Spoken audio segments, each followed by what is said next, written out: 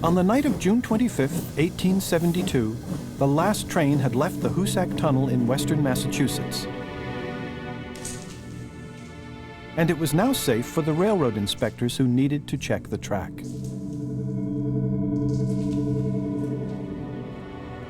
The men had traveled about 2 miles into the tunnel when they heard a strange, mournful sound and saw a dim glow.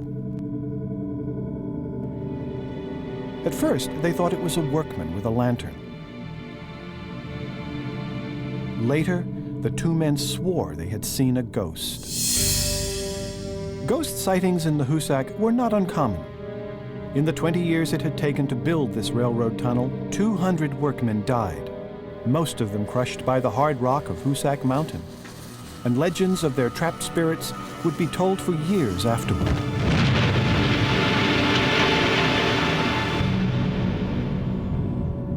Back then, it was not a surprise that a tunnel would claim so many lives. Burrowing through the earth had always been dangerous, and deaths were the rule, not the exception. Today, it's a lot safer to build or be in a tunnel. But there is still something eerie, even sinister, about being underground. The underground, throughout history, has been worrying, it's been alarming, it's been the place dangerous things have come from. The idea being rooted in human cultures, that it's another world. For many of us, the best part of a tunnel will always be the light at the end of it. Yet as life above ground grows increasingly congested, tunnels have become practical necessities, providing some of the last available avenues for cars and trains, water and sewage, even power and communication lines. Tunnels are some of the oldest and magnificent structures, without which today, I think civilization as we know it couldn't exist. Throughout history, tunnels have served as invisible markers to the relentless advance of civilization. Tunnels, coming next on Building Big.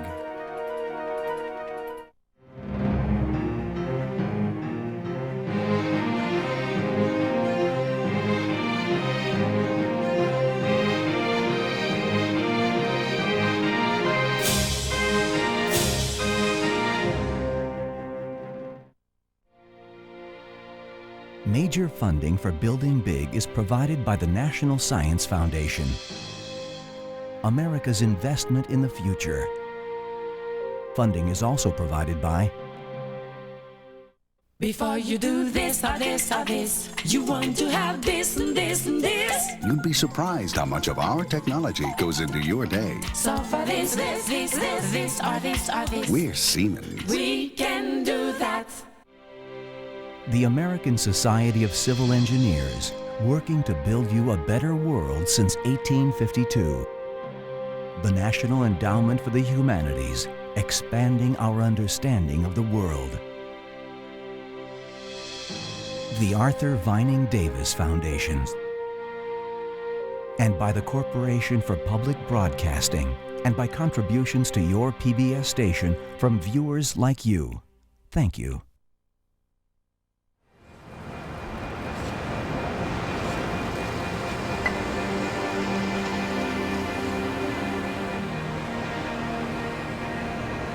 We're going down under the city of Boston to catch a glimpse of some of the human moles who build our tunnels. We used to tunnel to get through mountains and under rivers. Now we build tunnels to get under our crowded, congested cities. Boston is undertaking one of the biggest tunneling projects in history to ease congestion on its old and narrow streets. This is only one of many tunnels being built here. Although there are hard hats and safety lights and lots of labor-saving equipment, the work still seems hard, dirty, and dangerous. I like dirt. I like dirt ever since I was a kid. It's like being a bat. Being in the dark all day and you come up after work and the sun's out and you can't believe it. These workers are using a machine called a road header to dig out the earth and rock beneath one of Boston's railroad stations.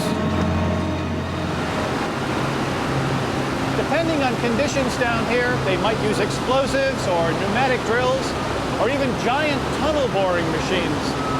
I'm standing in a precast section of tunnel that's actually going to be slid into place under the railway tracks.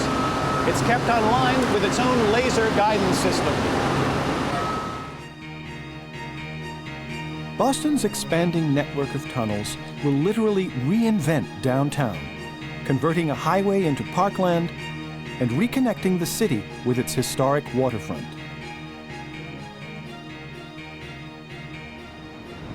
Today, what is known as Boston's Big Dig is still a big mess. But one day soon, tunnels will transform this landscape, just as they once did in the greatest city of the ancient world. This is a model of Rome in about 200 AD, a city of over 1 million people. At a glance, it's obvious what the Romans valued most: grand buildings for public functions, roads and bridges for transportation, and aqueducts for supplying fresh water. The aqueduct is the covered stone trough that rests on top of the arches. It usually begins its journey from mountain springs miles outside the city. As long as the aqueduct sloped downhill, gravity carried the water on its way. But sometimes mountains blocked the route, forcing the aqueduct to go underground, like a tunnel. Remarkably, one of Rome's earliest underground aqueducts is still in use today. It is the Aqua Vergine, which supplies water to the famous Trevi Fountain. In ancient Rome, people collected their drinking water here. The first 2 aqueducts in the Roman system, there were 11 aqueducts altogether, the first 2 were almost entirely underground. And that's because, well, of the technology, but also it's because of the political instability of the Roman Empire at that time. During this period, it was very important to have the water source protected so that it couldn't be sabotaged. By the 3rd century AD, the Goths of Central Europe were preparing to invade Rome. When they found the Aqua Vergine, they discovered it was big enough for men to walk through. The Romans had unwittingly built a secret invasion route. The story goes that one of the night watchmen saw a glimmer at the end of the aqueduct. He'd been sent down to check this out. First, he thought it was the eyes of a wolf looking back at him through the aqueduct, but then realized that it must be the fires of the invading enemy scouting party coming to see how far they could get into the city. The night watchman quickly notified the emperor, who sent men to block the tunnel. The city was safe for the moment. Water systems were so important to Roman city planners, their engineers eventually created the most extensive supply network in the ancient world. And this would include tunnels not only to bring fresh water in, but to take wastewater out.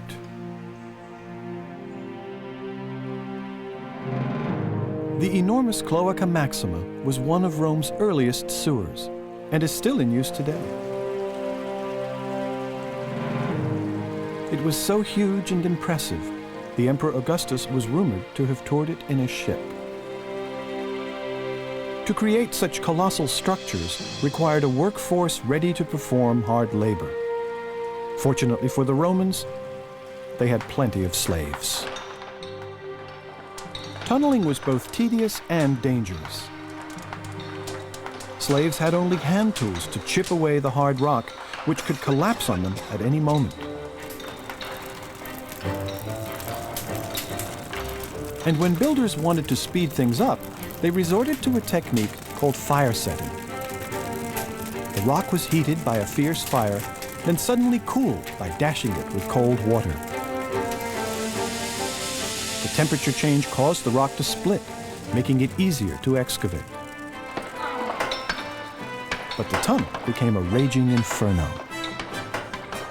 Just imagine in a confined place setting up fire with all the smoke, then pouring water on the hot surface, which created steam, fumes, as well as a lot of toxic gases. Yet, this method was used as a standard method for over 2,000 years. Fire setting was much faster than tunneling only with chisels and hammers, but the process killed hundreds, perhaps even thousands of slaves.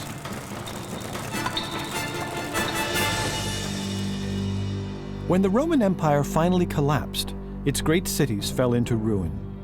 The heirs of the empire had neither the will nor the slaves to continue building tunnels on such a massive scale. But over the centuries, wherever tunnels were built, virtually all of them followed one of Roman engineering's most fundamental designs.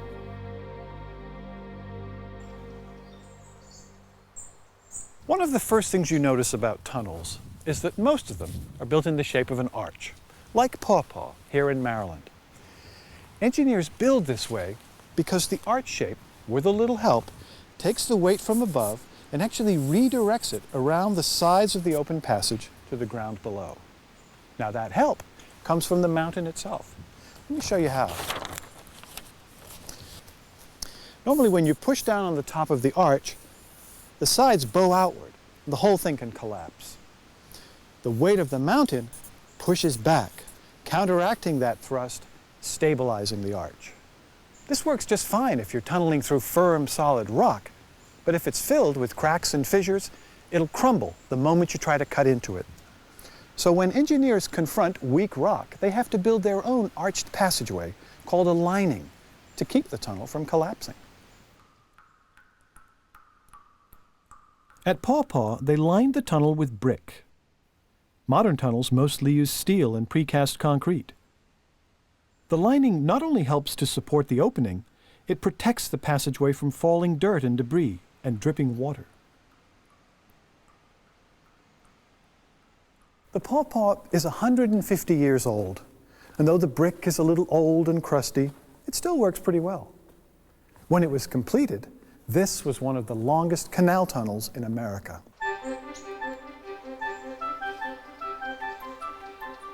In the 18th century, with the coming of the Industrial Revolution, canals were watery highways that became the best way to haul freight over great distances.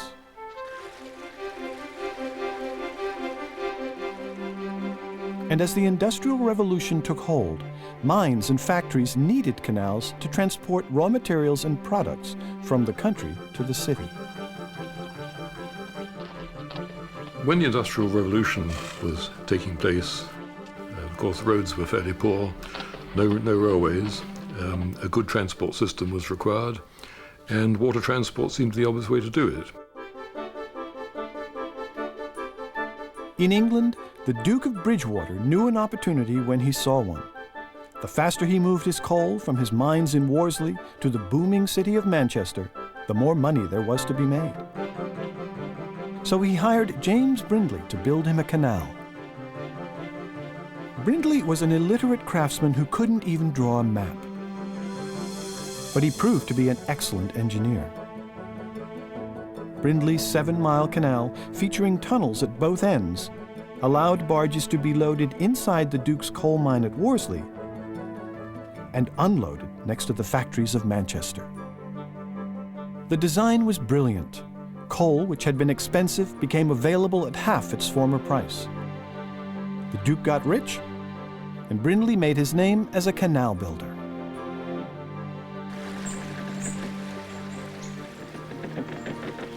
Moving goods by canal became so popular, even mountains couldn't stand in the way. By now, tunnelers had gunpowder to help them, but excavating was still slow and dangerous.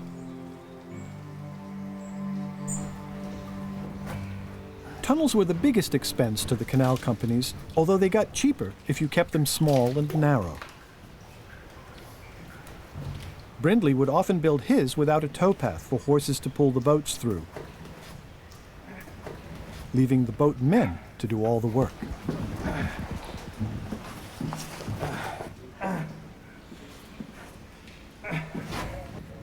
I think at the time that the canals were at their prime, if you were a tough chap, you were quite prepared to lie on your back and use your legs to push a canal boat through a tunnel, bearing in mind that the rest of the time you'd have a horse to do the job for you. It was a tough thing to do.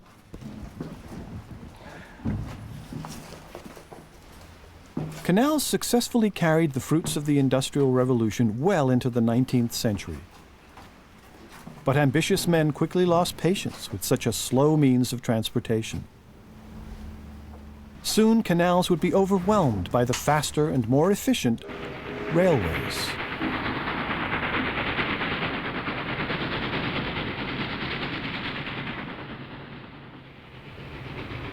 Once the railways took hold, they quickly spread all over the world.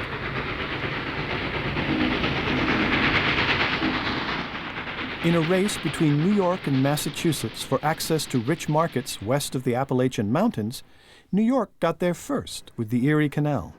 So in 1851, Massachusetts decided to surpass its rival by building a railroad.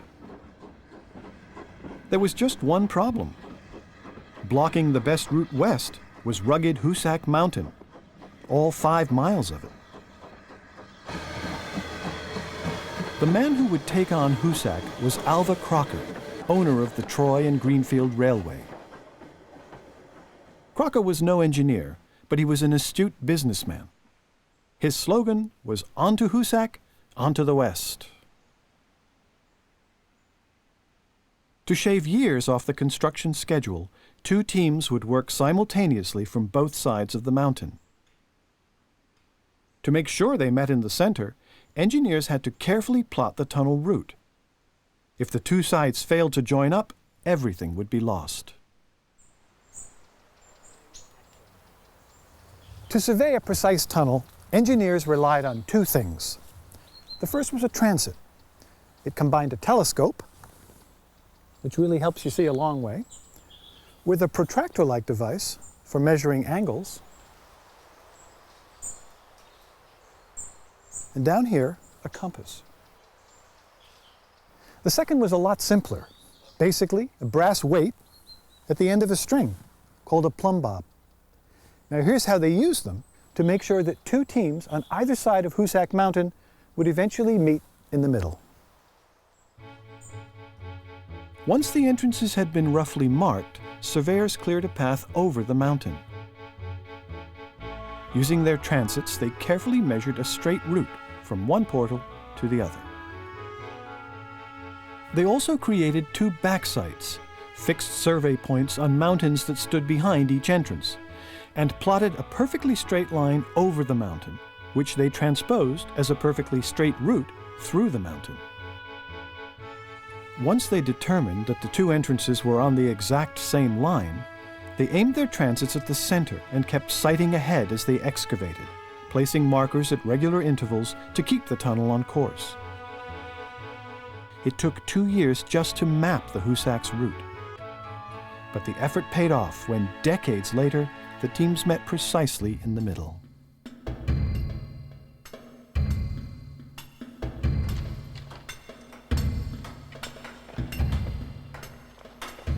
But boring into the hard rock of Hoosac Mountain was an exhausting, dangerous job.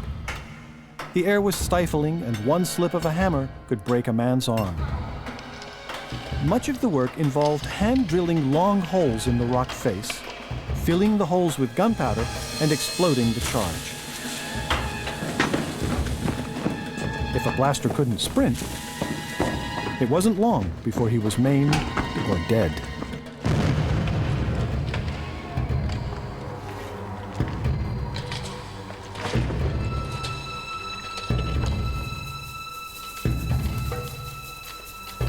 Very quickly, the Hoosac Tunnel fell way behind schedule. The problem was gunpowder. It was no match for the hard rock of Hoosac. Each blast produced only a few feet of shattered rock. Legislators began protesting that the tunnel was costing the state a fortune. The project was close to bankruptcy when an English chemist named George Mowbray came forward to save the day. Mowbray arrived in America with his own recipe for a new and potent explosive: nitroglycerin. Nitroglycerin was considered so unstable that it was banned in Europe. But Mowbray insisted his formula would be safer.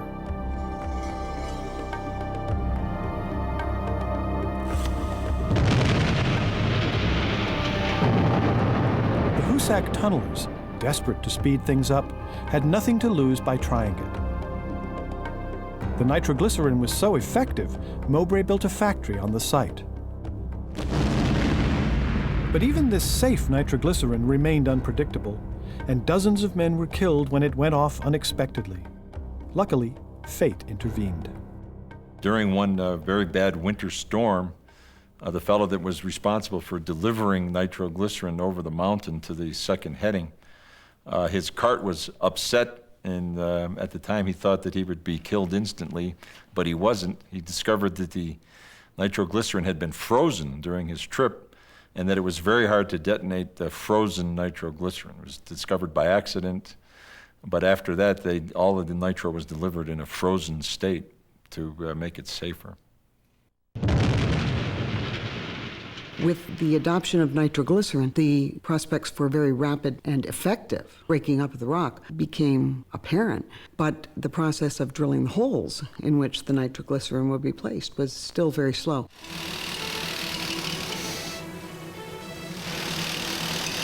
It was slow because the work had to be done with hand drills. But when compressed air drills were used in the Hoosac for the first time, the men could dig 3 times as fast. And in the choking dust, the drills had a welcome side effect. And one of the big advantages of the compressed air drilling was that as the air was vented out of the end of the drills, it actually provided some ventilation. Prior to that, there was really no good way to ventilate the tunnel. By 1869, work in Hoosac was making steady progress, but its finances were still in shambles. State commissioners had foreclosed on their loan and were looking for someone to finish the tunnel quickly. They chose Walter Shanley, a Canadian civil engineer. Shanley was the 4th man to hold Hoosac's top job and its best manager. He reorganized the work so that every phase of tunneling was treated like a station on an assembly line. Systemizing the tunneling process would finally push the Hoosac to completion in 1872. After 21 years and 200 deaths, the saga was finally over. Still in use today, Hoosac was a landmark for hard rock tunneling. Over the span of its construction, excavation by hand gave way to high explosives and mechanized drilling. Soon, engineers were building even longer tunnels in a fraction of the time.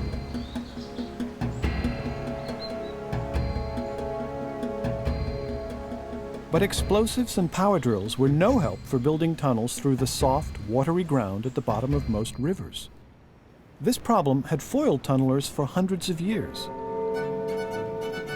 And it wasn't until the 19th century that an intrepid French engineer living in London found a way to do it. Marc Brunel was an inventor, an engineer, and a consummate commercial failure. He was no businessman at all. He was always in trouble financially. He had sawmills. He did very ingenious things in designing sawmills, but he had a partner who let him down, and the sawmill burnt down, so he lost that. Generally, he had a lot of, you could say, bad luck, but it was brought on by the fact that he had really very little commercial understanding of things. Brunel's accounting problems landed him in debtor's prison, but he put his sentence to good use. He spent his time contemplating a bizarre creature that fascinated him, the helmet-headed shipworm.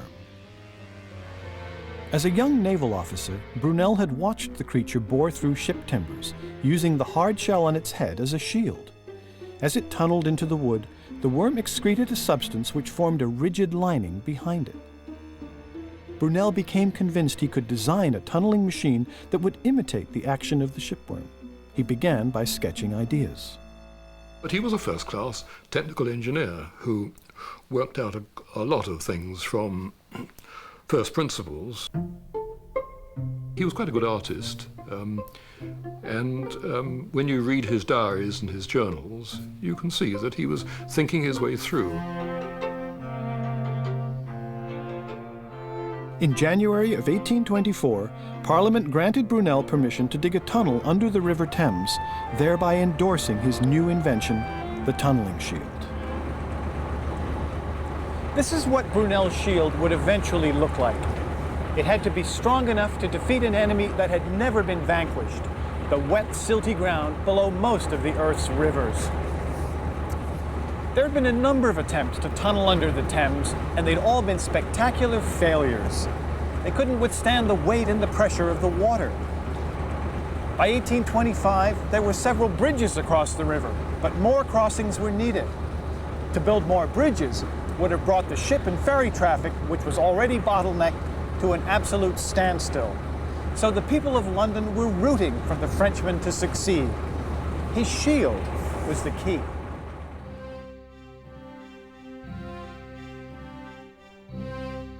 Diggers worked from 36 individual cells and faced a wall of removable planks. They were protected by the shield's cast iron roof and sides as they excavated the soft ground. Each man removed one wooden plank at a time, scooped out about 4 inches of earth, then quickly replaced the board, wedging it tight against the muddy wall so muck couldn't ooze through. After every other man had excavated the earth in front of his cell, that part of the shield was jacked forward until all the sections were even. And then the incredibly tedious process was repeated. While the shield's iron roof held up the unstable ground, masons working behind the diggers lined the tunnel with brick. Everything looked fine on paper.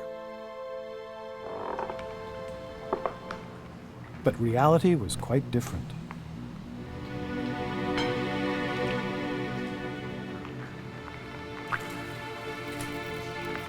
Operating 63 feet below the surface, the machine immediately revealed its shortcomings. Fairly soon after starting the drive of the shield, it went badly offline. It was very difficult to control because of the way in which you had to organize it. The shield had to stop and had to be slewed sideways several feet to get it back online again. And so it went on from that point. Brunel's ambitious 20-year-old son, Isambard, was appointed to oversee the project. Isambard would go on to distinguish himself as an engineer in his own right. But he would pay his dues in the Thames Tunnel. As the tunnel progressed, so did its problems. Every day, more water seeped in through the shield, and men lived in constant fear that the river would drown them at any moment. Sometimes they worked full days without sleep. Many complained of headaches and weakness caused by pockets of methane gas. As they were approaching the north side, then so did they get into a lot of groundwater affected by the drains of London. And this was bringing methane into the tunnel in such quantities that it was actually making flames at the face. While the men battled the elements, Brunel fended off orders from his company directors to go faster. Finally, he gave in. The results were disastrous.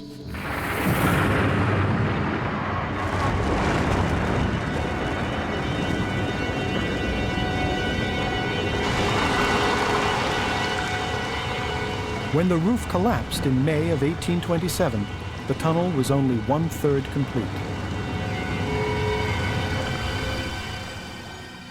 Sacks of clay and sandbags had to be dumped over the opening in the riverbed to seal it.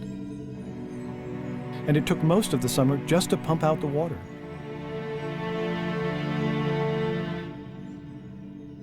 Although his money had virtually run out, Mark Brunel had no intention of giving up. So father and son staged a publicity stunt. They held a banquet in the tunnel itself in the hopes that Victorian London would support their pleas for more money. The Coldstream Guards played through dinner for 50 guests of honor. Brunel was back in business. But the worst was yet to come. On the morning of January 12, 1828, water was leaking from the boards at the face, though this was not unusual.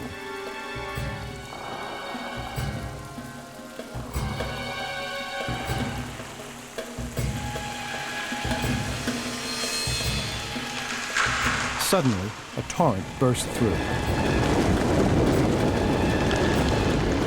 Isambard, along with nearly 100 other men, had only minutes to escape before the entire length of the 600-foot tunnel was completely flooded.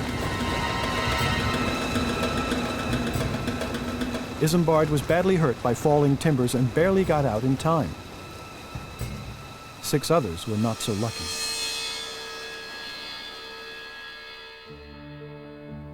This time, damage was catastrophic.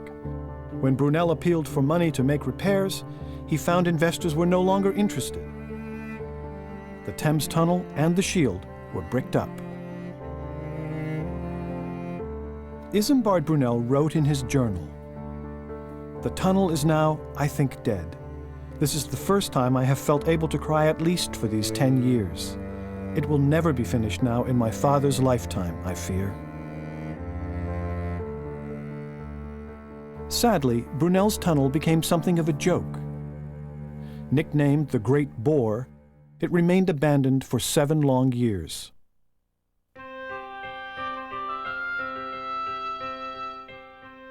And yet Mark Brunel still wouldn't give up. Although Isambard left to pursue his own career, his father got to work developing a better shield. Even more impressive, he convinced people to invest in his dream one more time. Mark Brunel returned to work in the tunnel with a stronger and more versatile shield. It would take another 7 years to complete. But on March 25, 1843, the Thames Tunnel was officially open. In the first 24 hours, 50,000 people passed through. A few months later, Queen Victoria herself came down on a barge to inspect the work. She rewarded Mark Brunel with a knighthood. What Brunel is remembered for is the fact that he did invent the shield, and the shield has been used in all manner of forms since that time and is the fundamental tool used for advancing a tunnel through a great many varieties of ground. Despite the achievement, the cost in time, money, and lives to build the Thames Tunnel was far too high. And if there were to be more tunnels through soft ground, engineers would have to find a better way.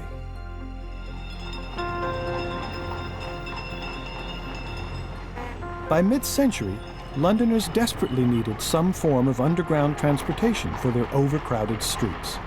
And the obvious solution was a subway.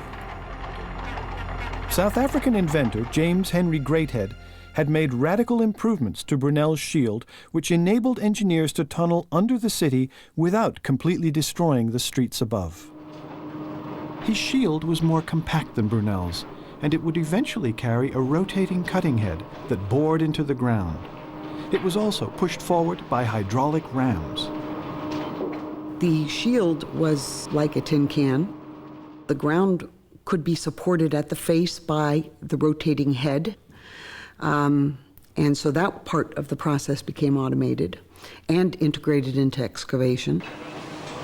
And then within the protection of the shield, a cast iron lining could be placed, much faster and a much more mechanized operation than with bricklaying. Cast iron was laid in segments end to end, forming a stiff, impenetrable tube that was perfect for subways. But like railroads, subway cars were pulled by steam engines, which discharged clouds of smoke and ashes. Newspapers such as The Times said, who on earth would want to travel underground when they have the light and space of the streets? Why would they want to go through this fetid, unhealthy, dark realm, pulled along by steam locomotives emitting noxious vapors? Some doctors would recommend the steam and smoke as actually good for you, though I've yet to find any instances of anyone being, as it were, prescribed a trip on the underground. Before long, the ventilation problem was solved by smoke-free electric engines. London's first electric railway would be nicknamed the Tube, and it was a huge success. The Tube's influence was far-reaching. By connecting to railway lines, it allowed people to move out of the city to new and growing suburbs. The underground changed London in many ways. It can be argued that it's one of the single most important factors in making modern London, its size, its variousness, its social and economic complexity, possible. With the possibility of a subway, reliability and knowing that you were going to be able to get where you wanted to get in a certain time period became important at a time when time becomes more important. The Tube was so popular, it began expanding almost immediately. Even Brunel's Thames Tunnel became absorbed into the vast London Underground. An era of subway building was ushered in worldwide, and soon New York, Boston, Budapest, and Paris boasted subways of their own.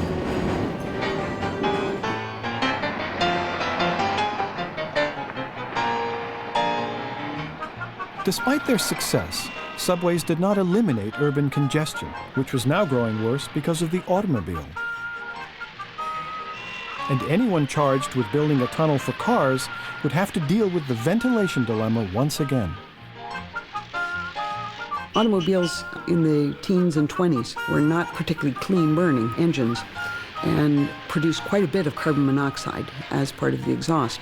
And that became a particular concern to the designers, how to actually have fresh air introduced into the tunnel. Traffic had become so congested between New York and New Jersey that New York City decided in 1920 to build an automobile tunnel under the Hudson River. The city gambled that a bright young engineer named Clifford Holland could figure out how to vent the world's first underwater tunnel for automobiles.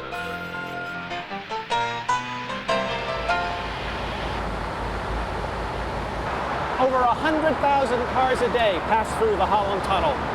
And it's such a long drive under the Hudson that without some means of extracting the exhaust from all these vehicles, most of us would probably pass out from carbon monoxide poisoning before ever reaching the other side.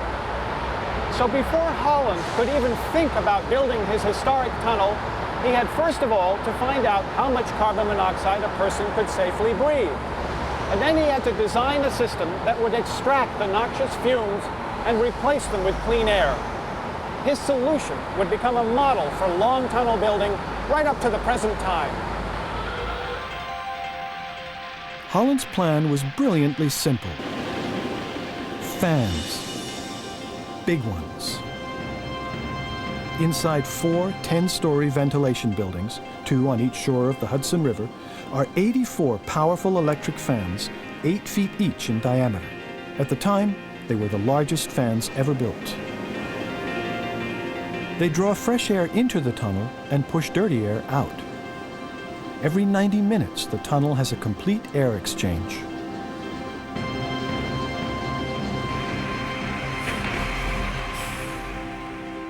Today, there's twice as much traffic, and the toll has increased from 50 cents to $4. But the ventilation system still uses the original fans Holland installed when the tunnel opened in 1927. The knowledge that was gained there from the Holland Tunnel provided the basis for ventilation system designs for underwater tunnels throughout the rest of the century. But the major design consideration becomes for the critical events, including accidents and especially fires. Controlling air circulation and the supply of fresh air and the velocity and volume of air supplied or removed from a tunnel is critical to understanding where a fire is going to go, will it spread, how hot will it be. So the devices we rely on to keep the air breathable in tunnels can literally fan the flames of a fire.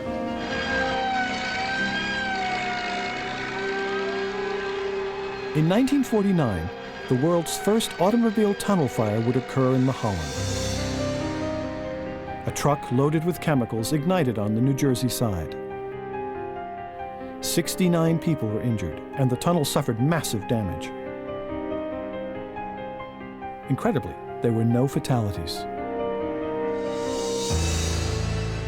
But the confined space and circulating air would always make tunnel fires especially dangerous. And in the future, lives would be lost.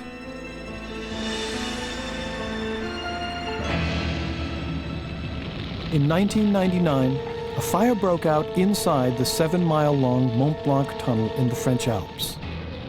The blaze began rather innocently in a truck carrying margarine, but the flammable oil quickly engulfed 30 other vehicles. At one point, the temperature in the tunnel reached 1,800 degrees Fahrenheit. 42 people died in the inferno.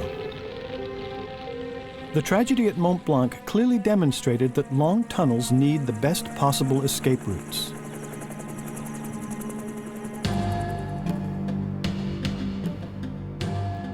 So when England and France decided to link their two countries with a 32-mile rail tunnel under the English Channel, designers had to satisfy the public that passengers would never find themselves unable to escape. It was important to the basic concept of the Channel Tunnel that it be viewed as being very safe. There are 3 tubes that are part of the English Channel Tunnel project. 2 of the tubes are full-sized and will accommodate rail traffic. In between those 2 train tunnels is a service tunnel. It served as a pilot tunnel to find out what the underground conditions were, and in operation, it served as a part of the rapid exit system.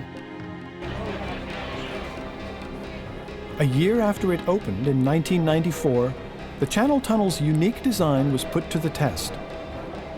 31 people were trapped by a fire which broke out in a train coming from France.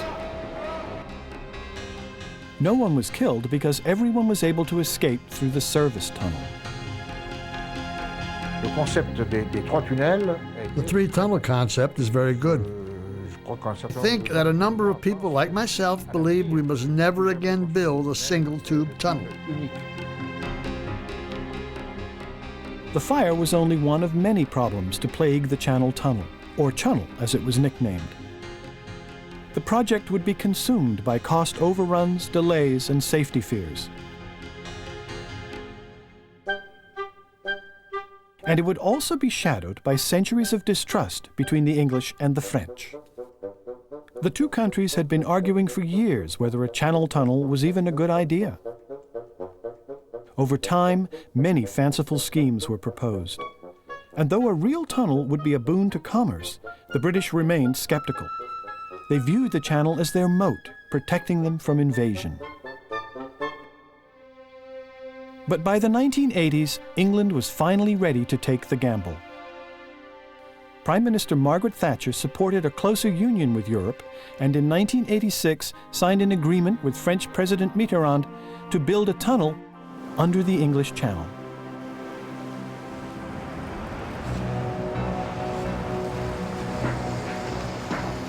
For the engineers involved, this was a once-in-a-lifetime opportunity. The tunnel would be the longest underwater tunnel ever built, and at the time, the most expensive construction project ever conceived. It's quite a daunting sort of feeling to suddenly realize, hang on, we've actually got this concession now, we've actually got to drive the tunnel. The rivalry between the 2 countries was turned into a friendly competition. Each would start from its side of the channel, with bragging rights going to the team that got to the middle first. The engineers predicted it would take only 3 years to dig the tubes. Their optimism was based on tests that revealed a dense layer of soft chalk that would be easy for their huge boring machines to excavate. In the 1950s, tunnel boring machines as a concept came to the fore. These were fully automated and shielded pieces of equipment that could excavate full diameter tunnels. And behind the TBM, or the tunnel boring machine, was a whole array of supporting equipment. People work in these massive tunnel-making factories night and day. As the TBM moves forward, discs on the cutter head grind into the tunnel face and shave off the rock. Then conveyor belts send the excavated rock out the back of the TBM. Several of the TBMs used on the tunnel were as long as 2 football fields, capable of boring 250 feet a day. Brunel's first tunneling shield managed a scant 4 inches.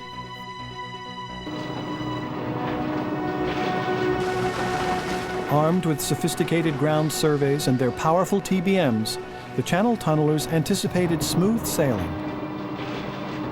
It was expected that good rock conditions will be available on the British side and difficult rock conditions on the French side. Consequently, TBMs were designed with this situation in mind. And guess what? Murphy's Law. Precisely the opposite has happened. The initial surveys were wrong. The chalk layer on the British side was weak. Water began pouring in, and their TBMs weren't designed to work in watery conditions. The British were stopped in their tracks. We didn't expect it to be as bad as it was. But I think there's a lovely story, that comes back with one of our geologists who was seen getting in a man-riding car and asked whether there was any truth in the rumour that we'd hit water. Well, she was wearing a mask and snorkel. Work could not resume until engineers found a way to waterproof their crippled TBMs. They put a protective hood over the machines and injected the ceiling of the leaking tunnel with grout.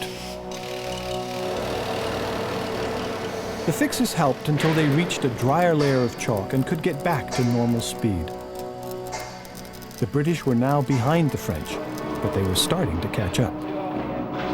There was a real rivalry towards the end, especially as to where they were going to junction, because there was literally each of them would drive until they meet. So it was a question of how many met on English soil and how many met on French soils. Beside the straight-ahead boring of the tunnels and the placing of concrete lining blocks, the teams also had to create the tunnel's most ambitious feature, 2 enormous spaces about 1/3 of the way in from either shore. These caverns, called crossover passages, were designed to keep the tunnel in continuous operation even during major repairs, so rail traffic would never be subjected to long and costly delays. Here's how they work.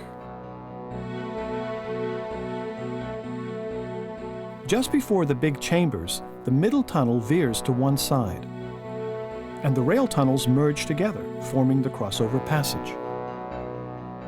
Now, if a section of track in one tube needs repair, a train moving in that tube can cross over to the other side, travel past the work area, and at the second crossover passage, return to its original track.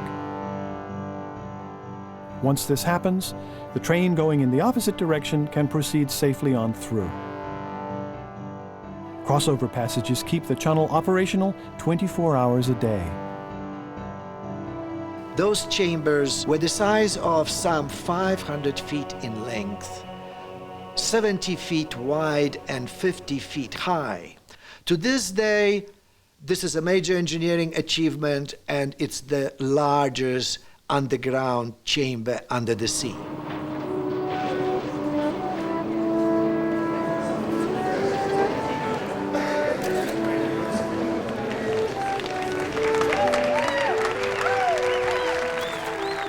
Although the British would reach the middle first in the spring of 1991, that victory was overshadowed by the much grander perspective of history being made.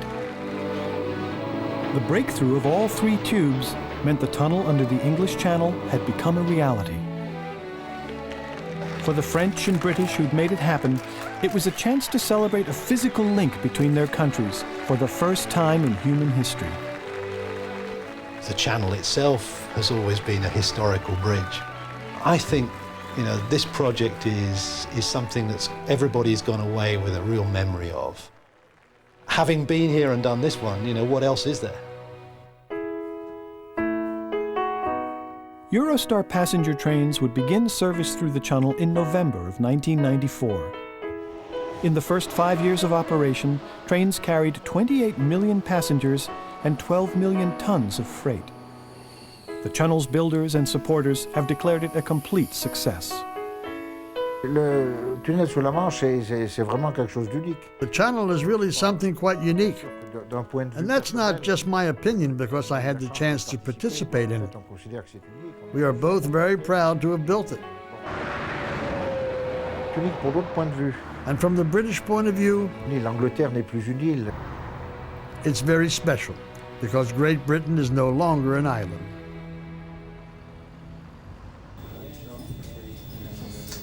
But the tunnel still has its detractors. They point to its $21 billion price tag, double the original projections. And they question whether this extraordinary piece of engineering will ever pay back its costs.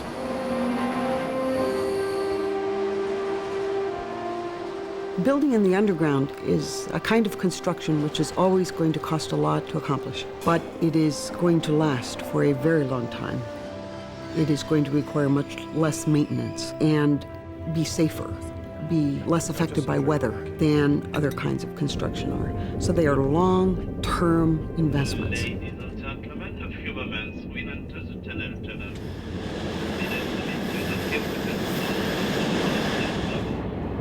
Well, here's a toast to Mark Brunel and the early tunnel builders.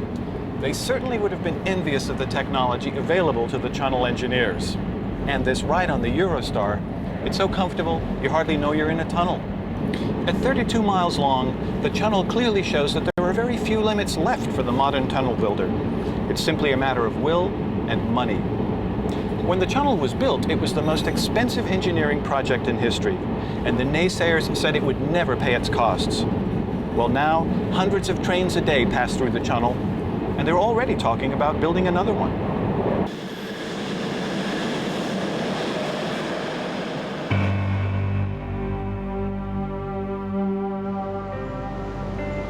Huge projects like the tunnel are undertaken very rarely, but other tunnels, especially in cities, are being built all the time. Like it or not, urban congestion is forcing us underground more and more. Tunnels don't usually get much attention unless it's negative. They're still the ugly ducklings of engineering, out of sight and out of mind. So in Boston, where one of the biggest tunneling projects is now underway, engineers are trying to change the experience of being in a tunnel by building them lighter and roomier than ever before. Perhaps in a sense, when people go into tunnels now, they like to see the idea not of the tunnel as a threatening, hostile environment, but the idea of a tunnel that's created by human beings to serve their needs, is created to protect them and sustain them, a whole life support system. And you can see the underground systems of modern cities in that way. You can see them as a life support system extending the city below ground. As tunnels become brave new corridors spreading ever deeper into the Earth's uncharted frontier, they are losing their fearsome presence, freeing themselves from the ghosts of their past.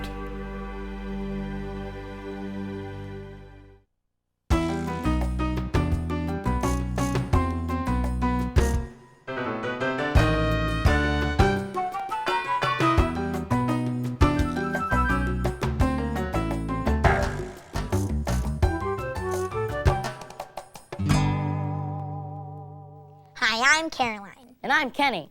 We're from the PBS Kids show Zoom. At Zoom, kids challenge us to do science projects all the time. It's a great way to learn about the way things work. Sometimes we're challenged to make a model of something that in life is really huge, like a tunnel.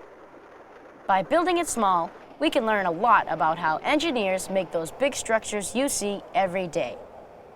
Today, we're going to challenge you to make a miniature model of a tunnel. Here's what you'll need to do to meet the Zoom Tunnel Challenge. Dig the tunnel through lightly dampened sand in an open-ended cardboard box. The box should measure 1 foot wide by 2 feet long. Secure the ends with duct tape. Be sure to dig through the middle of the sand pile, not along the bottom, just like you would dig a tunnel through a mountain. If you don't want to use a box, you can dig the tunnel outside through a big mound of sand or dirt. Here are the other materials you'll need to construct the tunnel. A few toilet paper rolls, 2 12-inch rulers, some masking tape, and 2 teaspoons. Set aside about an hour to build your tunnel. Here are some things to keep in mind. The weight of the ground above a tunnel pushes down with a tremendous force called compression. Compression makes unsupported tunnels collapse. Many tunnels are reinforced with arches or tubes. Their curved shape strongly resists compression. And there are other problems that engineers face. When tunneling through a mountain, 2 tunnels are often necessary. The tunnels must be perfectly aligned, both horizontally and vertically, to meet in the middle. Now let's check out what happens when Christine and her mom Bernadette build their tunnel. Well, let's get some spoons and start digging. Oh, first we should use the ruler maybe? Oh yeah, we have to figure out where the middle is on both ends, I right? think it would be, so we would stick this through and then I'll stick this one through. I guess. I think we need to measure. This box is exactly 12 inches wide, Yep. so we're going to go halfway in the middle. It would be 6. Yeah. I'm going to put a line just here, just telling me that this is the middle. And it looks like it's 10 inches high, so half of 10 is 5. Okay, so this part right here is where I'm going to start digging. Okay. Now let's do the same thing with your side.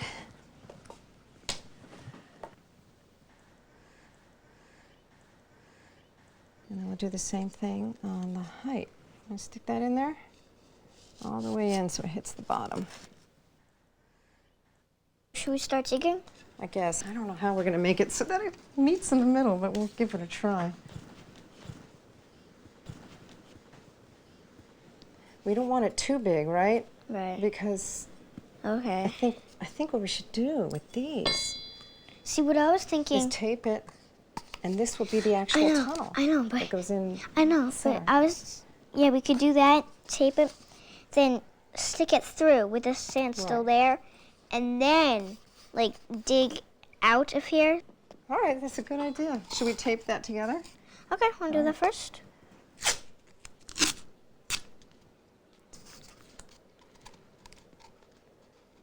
Good.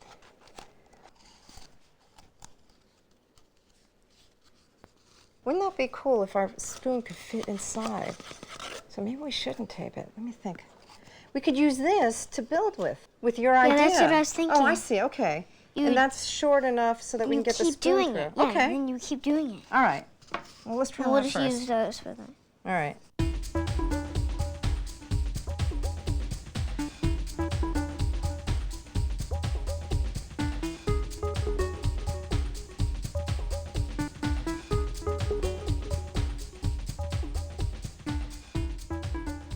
I'm getting pretty far in. I'm 7 inches or so.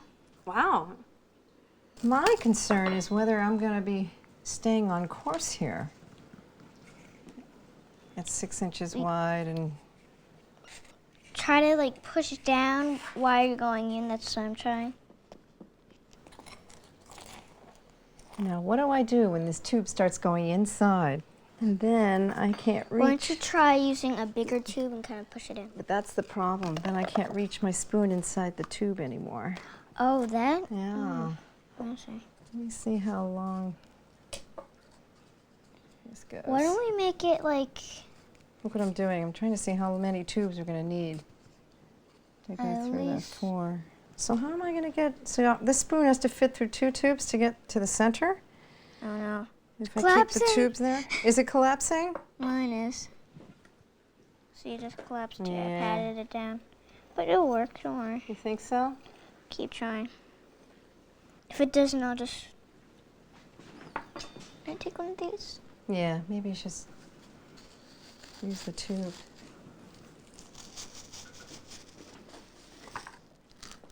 Maybe I'll try digging with... Digging with what? Digging with the tube, but then I just noticed... Oh, then you have to... just make a... Put it in. Flat surface. Uh-oh. It's going up.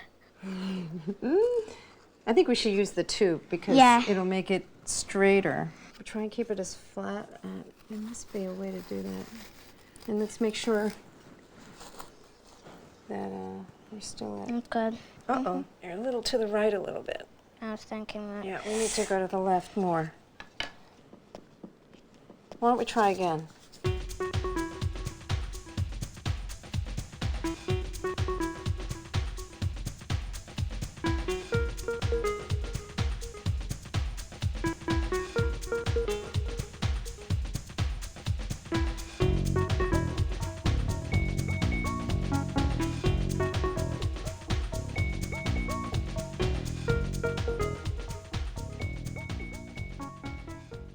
So I'm still in a quandary. I don't know what to do once this tube is all the way in.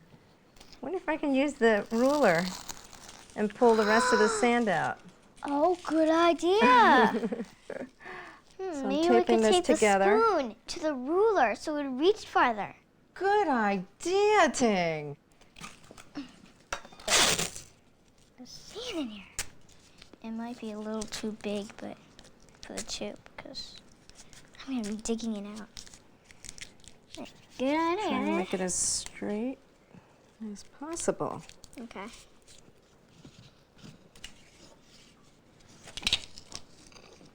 It works.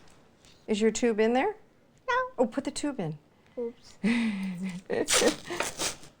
This one? Yeah. Okay. And try to keep it as straight in as possible. Make sure it doesn't angle down. Okay, here we go. Let me make sure that I'm in.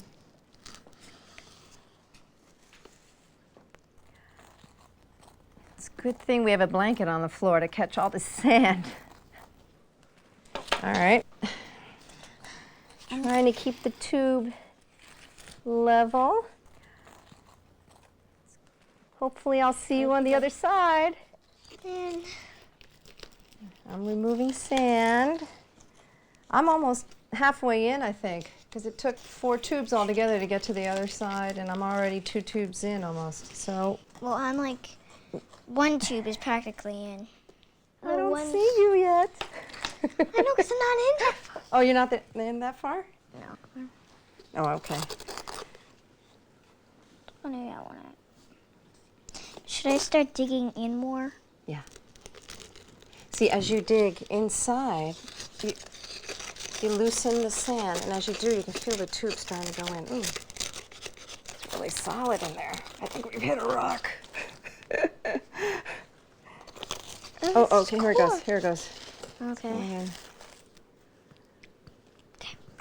then let me just remove this stuff. Oh! Ooh! I wonder. Okay. Oh, we may not have met. Let me see. Can't exactly see. Oh, I don't see the other end. Let me try this one. Let me see this. Oh, I'm not in far enough. Let me just try this side. I think I'm getting there.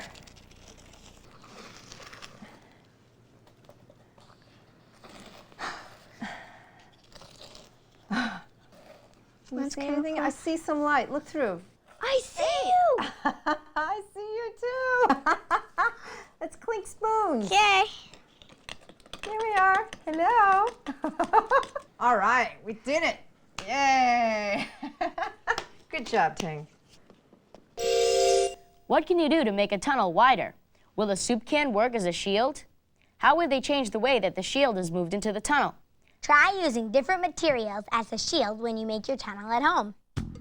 For more tips and information, Check out the activity instructions that came with your video. And don't forget to visit the Building Big website. Building Big continues at PBS Online. Meet engineers, explore big structures near you, and experiment in a virtual lab at pbs.org.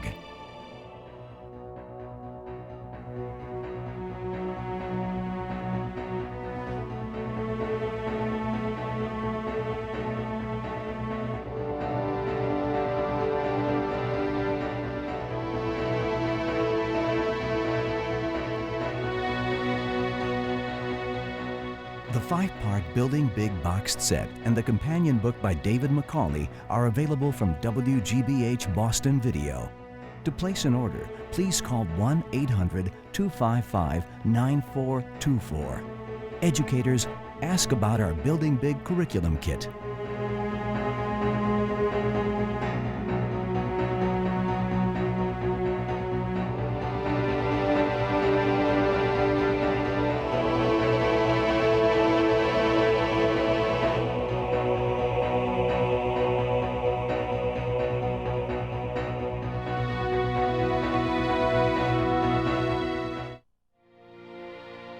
Major funding for Building Big is provided by the National Science Foundation. America's investment in the future. Funding is also provided by Before you do this or this or this, you want to have this and this and this. You'd be surprised how much of our technology goes into your day. So for this or this or this, We're Siemens. we can do that. the American Society of Civil Engineers, working to build you a better world since 1852. The National Endowment for the Humanities, expanding our understanding of the world. The Arthur Vining Davis Foundation. And by the Corporation for Public Broadcasting, and by contributions to your PBS station from viewers like you. Thank you. This is PBS.